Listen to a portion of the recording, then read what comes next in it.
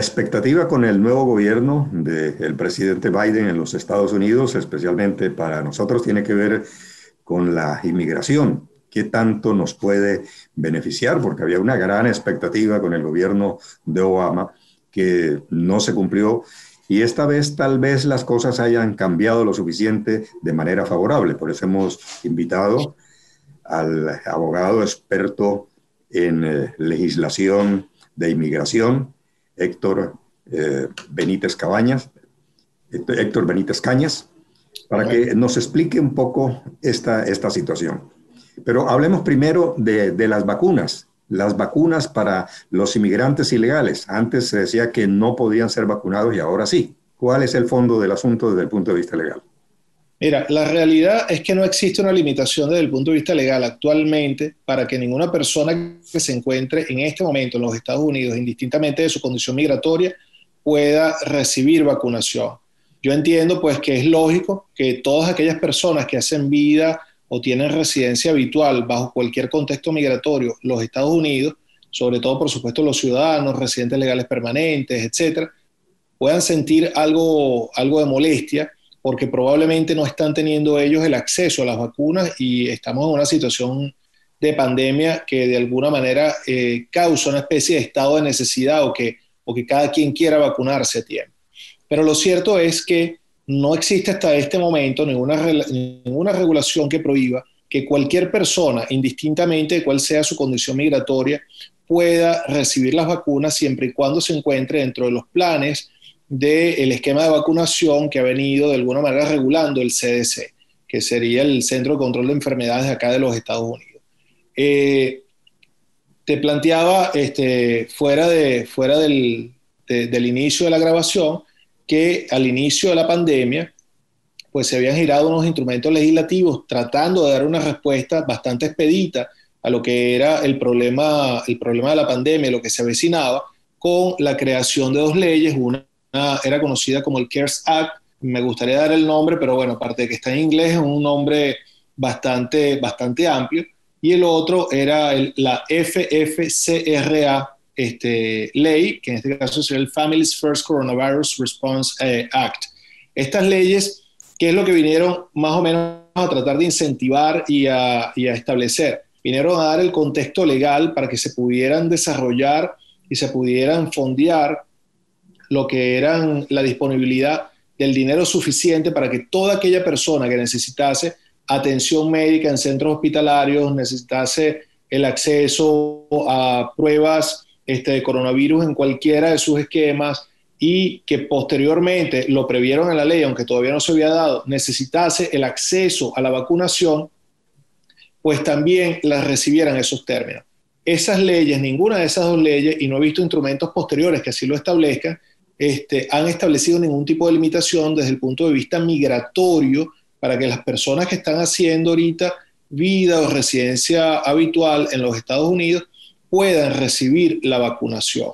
Entonces, desde el punto de vista jurídico, desde el punto de vista legal, salvo que surjan nuevas regulaciones en un futuro, la limitación actual para el acceso a las vacunas básicamente radica en si formas parte o no de algún esquema de centros de salud, de personal de salud, first responders, o sea, los que son la primera línea de atención en situaciones de emergencia, etcétera. Y desde el punto de vista de lo que es la colectividad en general, pues se estableció un esquema de edades donde actualmente se tiene como primera línea de vacunación a todas aquellas personas que tengan por lo menos 65 años de edad.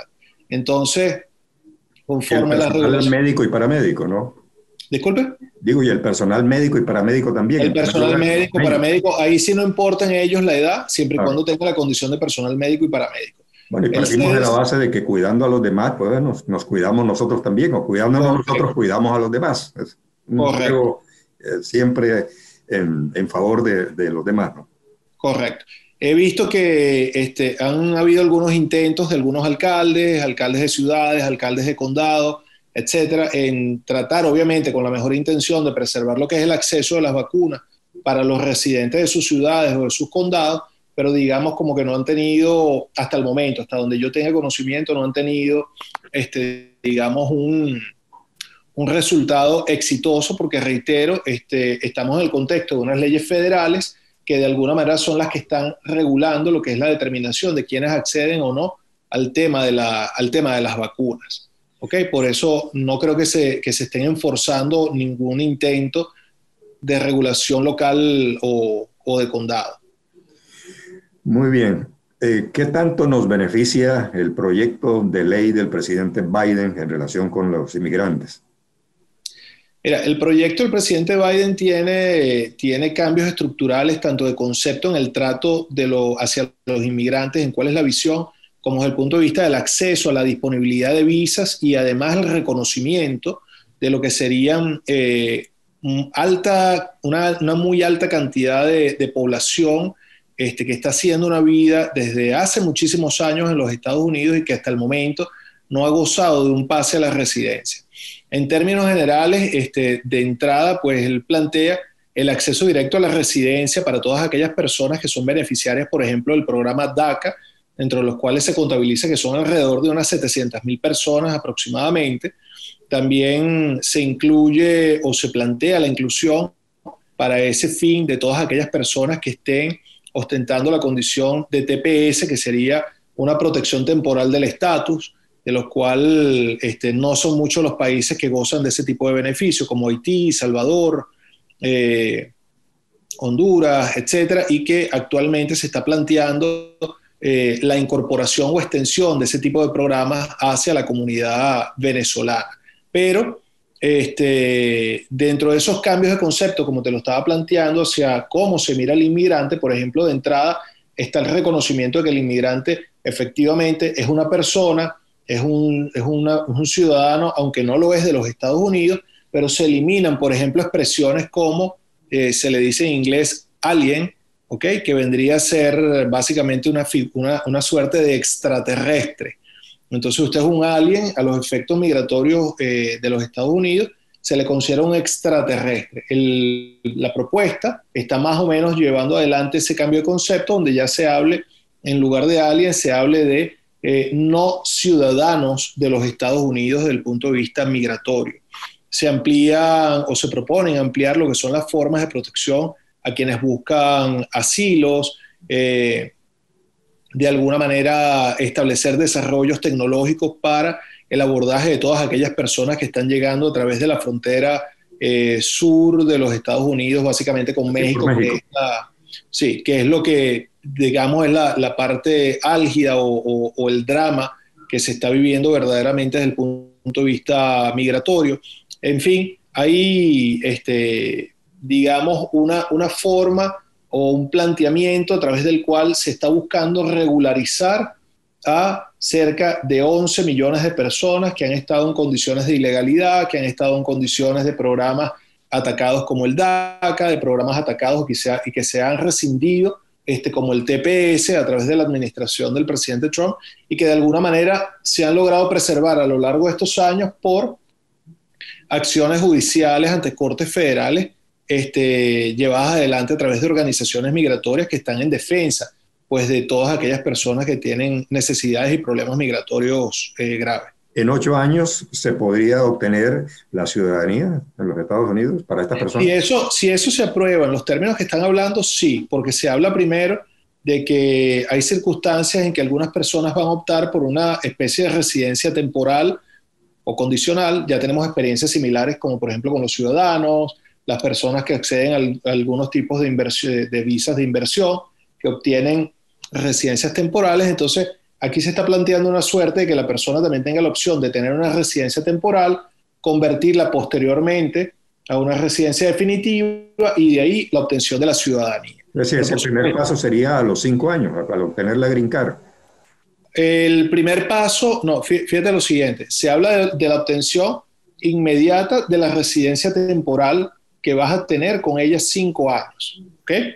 Luego de eso, habría una especie de remoción de condiciones para una residencia permanente por 3 años más y ya de manera definitiva poder optar a una futura ciudadanía. Eso es lo que está en el contexto de la propuesta. Claro, usted debe demostrar haber tenido una condición ciudadana, haber pagado sus taxes, no tener delitos, cumplimiento de normas ciudadanas. ¿Cómo? Digo, haber pagado sus impuestos, que es una Sí, persona señor, sus correcta, impuestos. cumplidora de su deber. Es correcto. Entonces, eso es lo que está planteado, pero la gente es bueno que tenga una expectativa alta sobre que se lleve adelante la concreción de esta propuesta de ley, mas sin embargo, no darla todavía como un hecho, Es porque un proyecto, ¿no? es un proyecto y aunque ahorita el Congreso, tanto en la Cámara de Representantes como en el Senado, quedó mayoritariamente en manos de demócratas, coincidente con el ala partidista del presidente Joe Biden, pues indudablemente este tipo de leyes requieren una aprobación que excede ese número y por ende van a necesitar también apoyos Conciliar, republicanos ¿no? para poder concretarla. Entonces no es una tarea tan sencilla Tan fácil como podríamos el pensar. impulso y aprobación de esa ley, es correcto. ¿Y qué pasa con los Dreamers, con los niñitos que llegaron así a los Estados Unidos? Y ya Bueno, crecieron, se graduaron, están trabajando y están pagando impuestos. esos son los famosos Dreamers, ¿ok? Actualmente lo que se hizo por vía ejecutiva fue ordenar el fortalecimiento de ese programa, ordenar el reconocimiento de ese programa, la reinstauración inmediata de todo lo que se pudo haber suspendido con relación a ese programa y, por supuesto, se está esperando que se haga esa modificación de ley para que se pueda concretar ya su trascendencia a otra condición legal. Muy bien, ¿qué es el DD? Mira, el DED es una figura bastante problemática en estos momentos. Se le conoce como Deferred Enforcement of Departure, ¿ok? Y vendría a ser una protección que se le está dando en este caso a los venezolanos como última medida dictada por el presidente Trump el 19 de enero, en la cual se prohíbe o se protege por un lapso de 18 meses de llevarse adelante la ejecución de deportaciones en contra de ciudadanos venezolanos. El DED, no obstante, de que tenga esas características, tiene una limitación de 18 meses, es decir, si no es renovado, pierde ya el efecto y obviamente se puede retomar cualquier tipo de ejecución de deportación contra venezolanos. En términos generales, es una medida que aplaudo, pero aplaudo con limitaciones, porque si bien es un reconocimiento a un problema grave, muy grave, que se está viviendo actualmente a través de la comunidad venezolana, estableció unas causales o unas limitaciones de exclusión que de alguna manera no reconoce desde el punto de vista práctico cuál era realmente la gran cantidad de personas que pudieran haber estado necesitando el DED al día de hoy. Dentro de las exclusiones que tiene esa figura del DED, la más emblemática desde mi punto de vista y que deja por fuera todo aquel que lo necesitó en el pasado, es que establece que dentro de todas las exclusiones, que son 8, la número 5 establece que quedan excluidas todas aquellas personas que fueron deportados, excluidos o removidos antes del 20 de enero del 2021. ¿Qué quiere decir esto? Que usted probablemente tenga una orden final de deportación, no ejecutada todavía, pero está firme, se encuentra todavía dentro de los Estados Unidos y esa medida del DED no lo va a proteger a usted si se aplica literalmente por parte del Servicio de Migración el contenido de la expresión de ese término deportación. La deportación sería en sí la orden de que tienes que salir y la remoción sería llevar a cabo esa ejecución.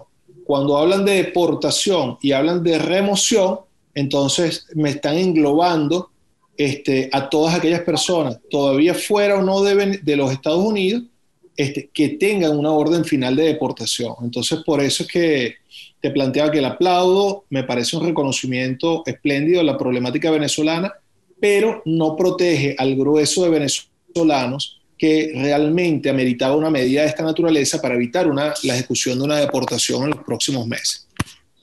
Muy bien, abogado, para finalizar, ¿qué cambia en relación con las personas que quieren ingresar legalmente a los Estados Unidos para radicarse, ubicarse allá? ¿Te refieres al proyecto de ley? No, es decir, con el cambio de gobierno, si hay algún anuncio en relación con los que deseen vivir en los Estados Unidos, pero que quieren Sí, entrar bueno, legalmente. con el cambio de gobierno, básicamente, yo creo que podemos observarlo de forma expresa en la propuesta de ley que planteó el presidente Biden, porque recuerda que hay limitaciones en cuanto a lo que es la cantidad de visas disponibles para el ingreso a los Estados Unidos con la ley actual. Entonces, básicamente lo que él está proponiendo es la flexibilización en algunos casos y el aumento del número de visas que se puedan colocar por determinado tipo de procedimiento, tanto para no inmigrantes como inmigrantes, incrementarlos prácticamente en más de un 200% a los fines de que el número de personas que busquen o que necesiten hacer uso de un proceso migratorio pues puedan hacerlo con más acceso, con más facilidad. Porque muchas veces se encuentran limitados, te reitero, no por el planteamiento, sino por la disponibilidad de la visa para poder acceder. Muy bien, abogado, muchas gracias. Las personas interesadas en comunicarse con el abogado Héctor Benítez en la ciudad de Miami, pues ustedes van a ver allí su teléfono y sus datos para esa información precisa e importante. Muchas gracias, abogado, muy amable. Muchas gracias a usted por la invitación. A usted y a toda su audiencia.